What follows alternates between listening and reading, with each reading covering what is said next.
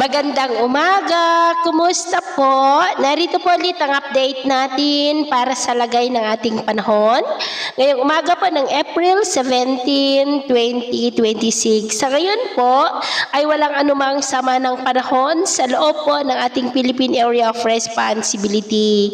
Ang bagyo po na nasa labas ng PAR na may international name na Sinlaku, may kilos na po palayo po dito sa ating bansa. Ridge ng high pressure area ang nakakaapekto po ngayon dito sa ating bansa na mas nagdudulot po ng maalinsangan na panahon.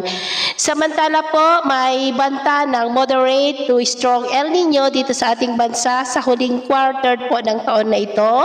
At sa ating naman pong long range forecast, wala pa rin naman pong bagyo na nakikita na tatawid po sa ating kalupaan hanggang sa susunod na 2 linggo ay storm-free po tayo.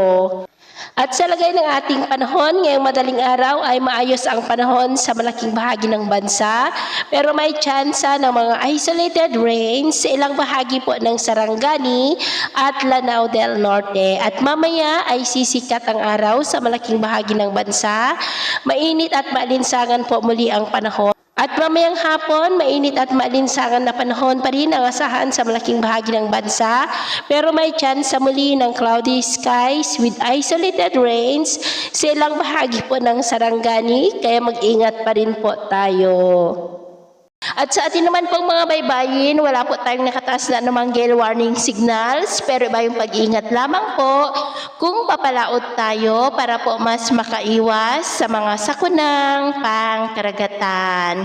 So ito lang latest update natin sa araw na ito. At ako pa muli si James na nagsasabing sa kahit na pagsubok po na darating sa ating buhay, huwag na huwag po tayong mawawalan ng pag-asa. Thank you and God bless!